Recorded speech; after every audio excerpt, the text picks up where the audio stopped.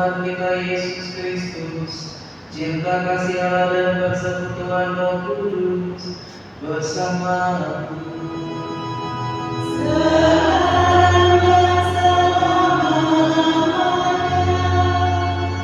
Saudara-saudari yang baik semuanya, selamat malam. Apa kabar? Teman-teman PDPKK Bunda Hati Kudus Kemakmuran. Hari ini kita bersama-sama merayakan Ekaristi Senin Advent pertama. Antifon pembuka diambil dari Yeremia 31 ayat 10. Dengarkanlah sabda Tuhan, hai bangsa-bangsa, dan wartakanlah sampai ke batas bumi. Jangan takut, lihatlah penebus kita datang. Yeremia dan Yesaya mewartakan kepada kita, janganlah takut, lihatlah penebus kita akan datang. Yesus sang terang datang dalam hidup kita. Itu menyadari bahwa kegelapan dalam hati kita, kegelapan dalam dunia, pelan-pelan akan disinari oleh cahaya sejati. Masa Advent adalah masa menyadari bahwa hidup kita ini tidak baik-baik saja dan membutuhkan pertolongan Tuhan. Oleh karena itu, dalam masa Advent ini marilah kita menyadari segala kelemahan dan dosa-dosa kita, memohon kerahiman Tuhan untuk memulihkan hidup kita sepenuhnya. Marilah kita berdoa. Allah Bapa Surga segala rahmat, Engkau berkenan mengumpulkan kami dalam perjamuan ini. Perkenankanlah kami menjumpai Yesus Kristus Putra Tuhan, pengantara kami, yang bersama dengan Dikau dalam persatuan Roh Kudus, hidup dan berkuasa Allah sepanjang segala masa. Kita dengarkan bacaan-bacaan suci kali ini. Bacaan dari kitab Yesaya. Inilah firman yang menyatakan kepada Yesaya putra Amos tentang Yehuda dan Yerusalem. Pada hari-hari yang terakhir akan terjadilah hal ini. Gunung Tepat, rumah Tuhan akan berdiri tegak di atas gunung-gunung dan menjulang tinggi di atas bukit-bukit. Segala bangsa akan berduyun-duyun ke sana, dan banyak suku bangsa akan pergi serta berkata, mari kita naik ke gunung Tuhan, ke rumah Allah Yakub, supaya Ia mengajar kita tentang jalan-jalannya, dan supaya kita berjalan menempuh jalan itu. Sebab dari Sion akan keluar pengajaran, dan dari Yerusalem akan keluar sabda Tuhan. Tuhan akan menjadi hakim para bangsa-bangsa, dan akan menjadi wasir bagi banyak suku bangsa. Maka mereka akan menyimpan kitab-kitabnya menjadi mata baca, dan tongkat-tongkatnya menjadi pisau pemungkas. Bangsa yang satu tidak akan lagi mengangkat pedang terhadap bangsa yang lain, dan mereka tidak akan lagi berani perang. Hai kaum keturunan Yakub, marilah kita berjalan dalam terang Tuhan. Demikianlah sabda Tuhan. Syukur kepada Allah.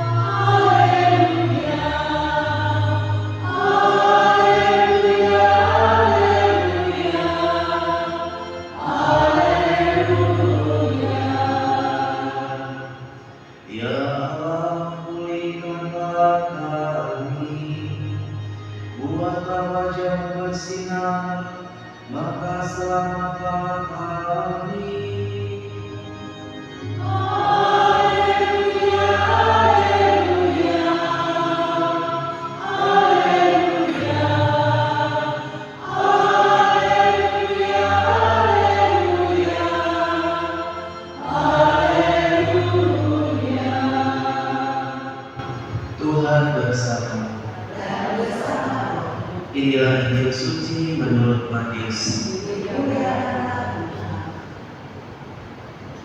Pada waktu itu Yesus masuk ke kota Kapernaum. Maka datanglah seorang perwira mendapatkan dia dan mohon kepadanya, "Tuhan, hambaku terbaring di rumah karena sakit umum, dan dia sangat menderita." Yesus berkata kepadanya, "Aku akan datang menyembuhkannya." Tetapi perwira itu menjawab, "Tuhan, aku tidak layak menerima Tuhan di dalam rumahku. Katakan saja sepatah kata, maka hambaku itu akan sembuh. Sebab aku sendiri seorang bawahan, dan di bawahanku ada pula prajurit. Jika aku berkata kepada salah seorang prajurit itu pergi, maka ia akan pergi, dan kepada seorang lagi datang, maka ia akan datang. Ataupun kepada hambaku kerjakanlah ini, maka ia mengerjakannya." Mendengar hal itu heranlah Yesus. Maka ia berkata kepada mereka yang mengikutinya, "Aku berkata kepadamu, sesungguhnya iman sebesar ini tidak pernah kujumpai pada seorang pun di antara orang Israel. Aku berkata kepadamu, banyak orang akan datang dari timur dan barat, dan duduk makan bersama dengan Abraham, Ishak dan Yakub di dalam kerajaan surga." Demikianlah sabda Tuhan.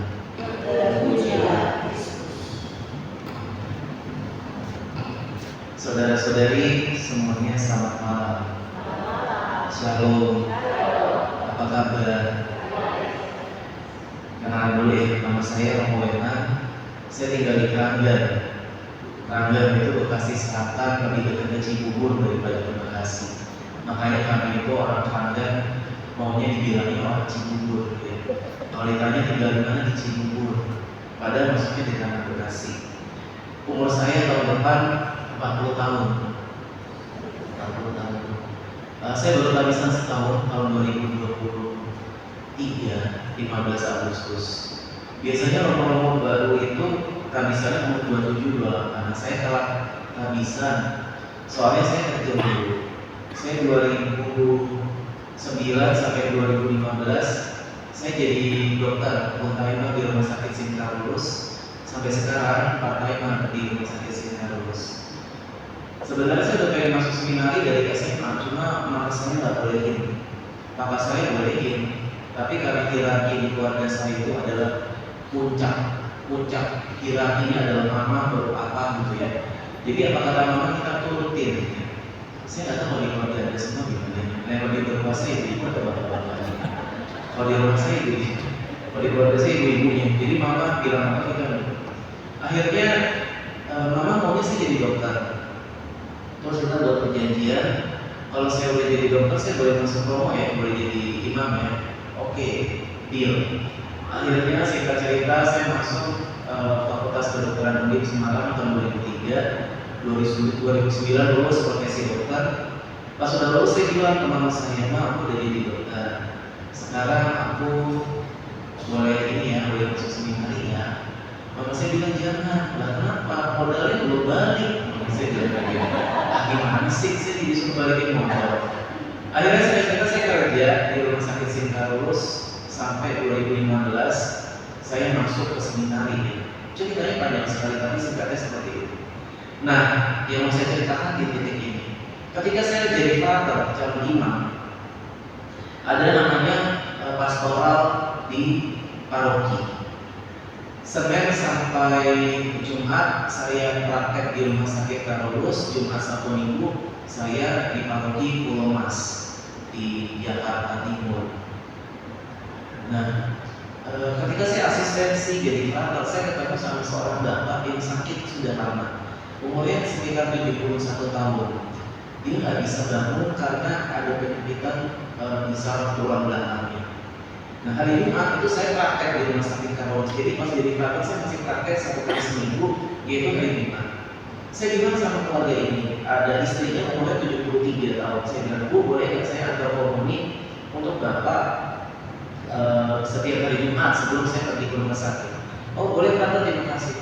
Akhirnya setiap hari Jumat saya antar komuni ke bapak itu dengan harapan bisa memberi penghiburan kepada dia, jadi ibadah singkat dan komuni. Nah, bacaan hari ini itu bagaimana Yesus menyembuhkan orang ya. Jadi saya berharap dengan komuni Bapak ini bisa sembuh. Jadi sebelum komuni setelah Father pergi gitu ya, saya masih tinggal di dalam kapel.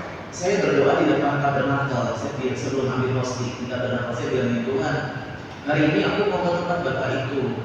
Tuhan bikin mujizat dong, gitu. Saya bilang gitu, Tuhan bikin mujizat dong, terima dulu Yesus terus supaya Bapaknya bangun lagi, sehat lagi, kayak di TV Tuhan gitu ya. Aku udah kayak gitu, jadi dalam nama Yesus berjalanlah gitu ya. Saya bilang kayak gitu pas doa di tabernakel. Tapi Anda tahu nggak, pada saat saya sampai di sana, kan kita ibadat harian ya, pakai ruang. Bacaannya itu selalu tentang akhir zaman atau orang-orang yang meninggal. Ya, jadi Yesus disalib, kebangkitan Lazarus, anak yang hilang. Ya. Seolah-olah Tuhan itu sedang mempersiapkan dia untuk sesuatu hal, tapi bukan untuk sembuh. Hingga suatu ketika di hari Jumat, waktu itu Jumatnya tanggal merah, sehingga saya tak perlu ke rumah sakit Karolus untuk praktek. Saya bilang sama Tuhan, Tuhan hari ini tanggal merah, aku nggak praktek ke Karolus, aku boleh nggak usah kasih komuni ke dia. Libur hari ini Tuhan dia tanggal merah di tempat tabernakel saya bilang begini. Tapi ada kali pernah mengalami ketika doa ada semacam pribadi yang berbisik atau dorongan yang Anda tahu ini sebuah kata-kata, sebuah ucapan, tapi bukan di telinga, bukan di kepala, di hati. Kata-katanya gini, tapi aku mau ketemu sama dia. Dan saya sangat percaya Tuhan yang bilang saya, ketika saya bilang aku nggak usah antar komuni ya, dia juga gak sembuh juga gitu ya. Aku juga hari ini gak bakal lulus, gak praktek. Terus ada kata-kata yang bilang, tapi aku mau ketemu dia. Dan itu benar-benar menggerakkan saya.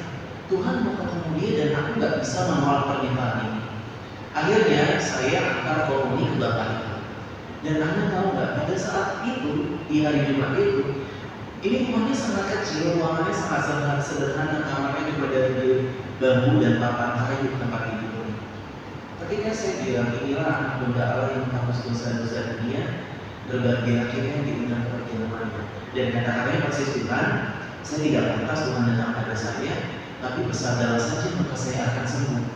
Ketika satu kesatuan kalimat itu diucapkan, entah kenapa saya merasa ruangan yang suntuk itu tiba-tiba menjadi sangat terang. Terangnya itu sejuk dan rasanya damai. Akhirnya saya menerimakan tubuh Kristus ke Bapak itu. Minggu depannya saya nggak bisa antar komuni karena saya harus antar retret di Stinar di Pulau Mas. Ketika saya pulang saya berkata bahwa Bapak ini meninggal dunia. Tapi kita tahu banget, tahu persis bahwa kemana Bapak ini pulang setelah 1 minggu, 4 minggu berturut-turut dalam 1 bulan menerima komuni. Ada satu momen di mana saya sangat percaya pengharapan yang selama ini Bapak ini rindukan untuk bersatu dengan Kristus itu terwujud ketika dia sudah bisa menerima komuni dan akhirnya dia bisa berpulang setelah menyambut tubuh Kristus. Saudara-saudari terkasih, Kapernaum hari ini Tuhan bilang Yesus masuk ke kota Kapernaum. Kapernaum itu artinya dari 2 kata, Kefar dan Nahum. Kefar itu tempat desa ya. Nahum itu adalah consolation, pengharapan, penghiburan. Dan saya percaya Kapernaum itu sebenarnya bukan hanya kota, tapi adalah suasana batin. Ketika kita bisa masuk ke Kapernaum dalam diri kita, ruang penghiburan, ruang pengharapan dalam diri kita. Ketika kita minta sama Tuhan untuk menyelesaikan satu masalah, bisa jadi masalahnya nggak selesai, tapi Tuhan memberikan solusi yang lain.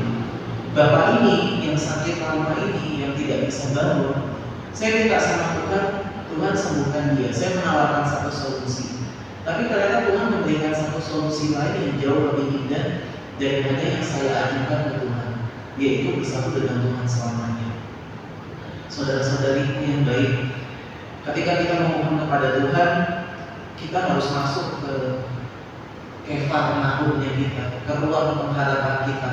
keluar penghiburan di dalam hati kita. Percaya bahwa Tuhan akan mendengar doa kita dan melakukan sesuatu yang baik dalam hidup kita. Saya kira itu akan ya. Jadi kita punya pengharapan, kita percaya bahwa akan ada sesuatu terjadi.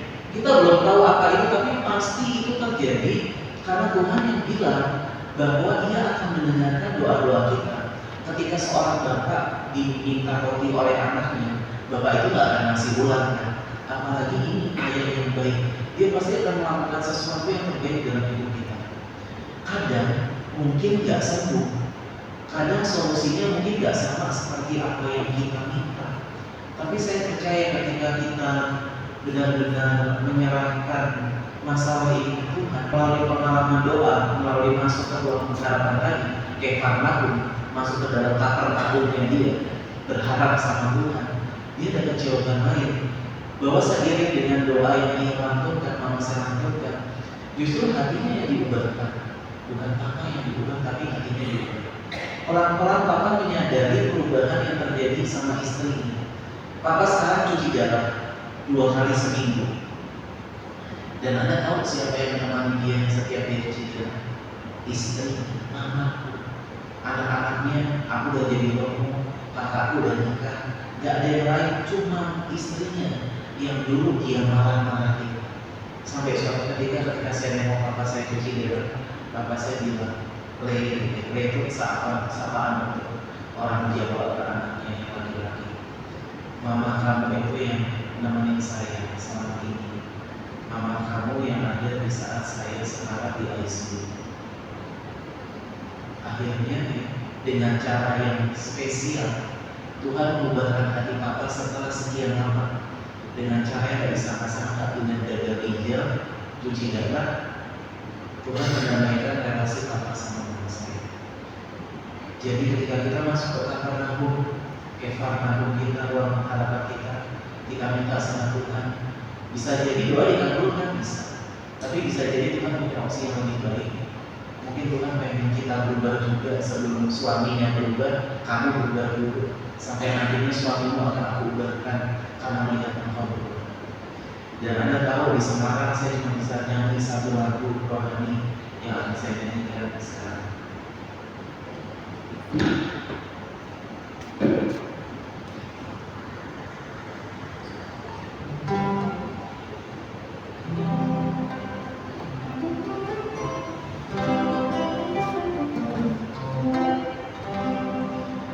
Ini lagu ini saya nyanyikan ketika kakak saya nangis-nangis telepon saya bilang, "Dek pulang, mama papa berantem."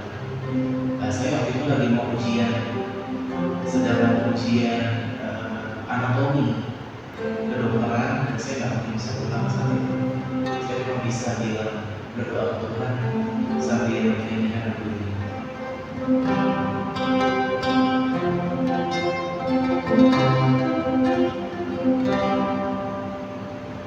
Saat ku tak melihat jalan, saat ku tak mengerti rencana, namun tetap ku pegang janjimu, berharap hanya padamu. Hatiku percaya, hatiku percaya, hatiku percaya,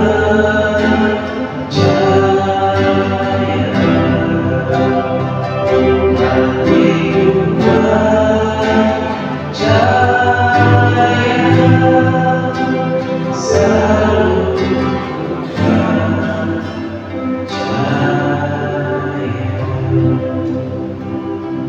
saya bilang, Tuhan, kalau saya nggak bisa pulang Tuhan, tapi saya mau menyerahkan orang tua saya di tanganmu, karena banyak hal yang aku nggak bisa lakukan dalam hidup mereka, tapi aku percaya bahwa Engkau yang mengatur kehidupan mereka. Pada saat itu saya percaya saya masuk ke Kapernaum hati saya masuk ke Kapernaum di dalam hidup saya. Saya bilang saya nggak pantas Tuhan, saya minta ini Tuhan, siapa saya dosanya banyak. Tapi mereka adalah anak-anak